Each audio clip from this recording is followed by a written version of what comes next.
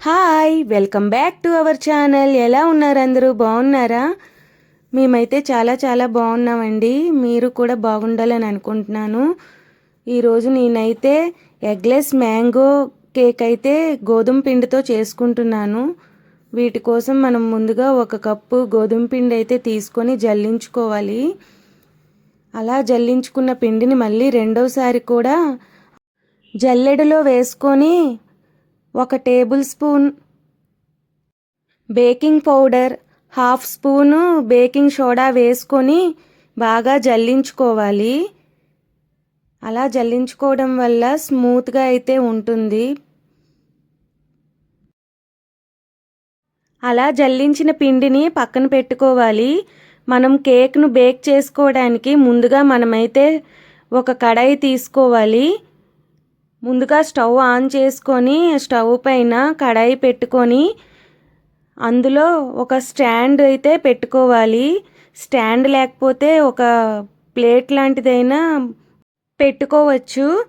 అలాగే ఆ కడాయి పైన మూత పెట్టుకొని మనమైతే ఒక 10 మినిట్స్ అయితే ప్రీహీట్ చేసుకుందాం.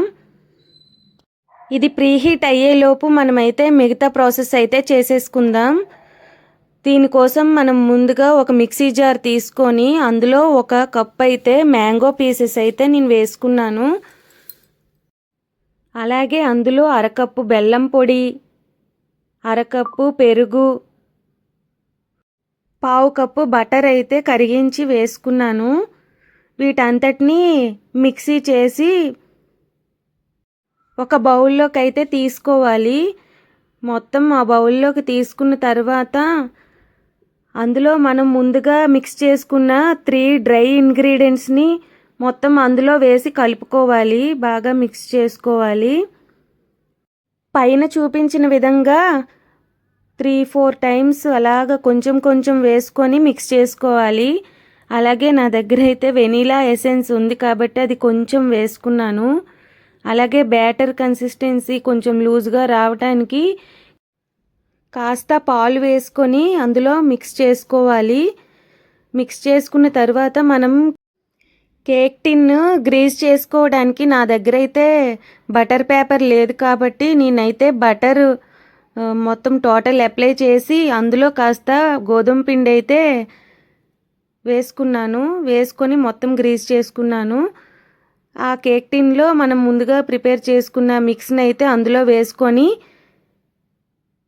ట్యాప్ చేసుకోవాలి. ఎయిర్ బబుల్స్ లేకుండా ట్యాప్ చేసుకొని ఉంచుకోవాలి.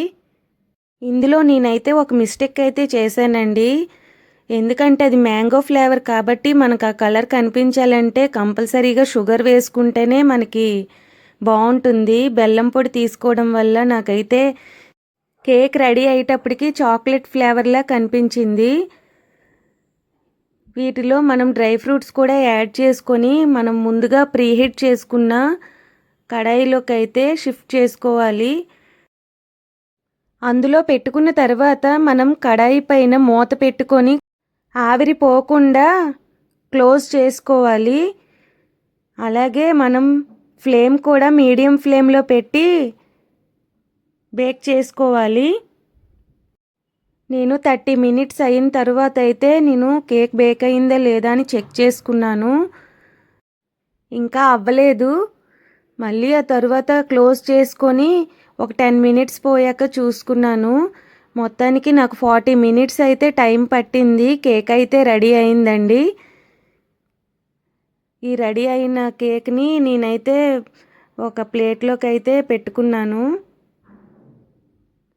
ఇది అయ్యేటప్పటికి 10:30 అలా అయిపోయింది. ఇంకెందుకు అనేసి నేను నైట్ అయితే ఒక క్లాత్ అయితే క్లోజ్ చేసి పెట్టేసుకున్నాను. మళ్ళీ మార్నింగ్ పిల్లలు స్కూల్కి వెళ్ళిన తర్వాత అయితే చూశాను.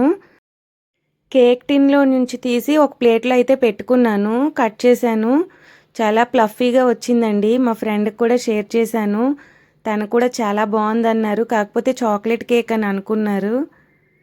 అయితే మ్యాంగో కేక్ అయితే కంపల్సరీగా షుగర్ అయితే వేసుకోవాలి. ఈ వీడియో మీకు నచ్చితే ప్లీజ్ లైక్, షేర్, సబ్స్క్రైబ్.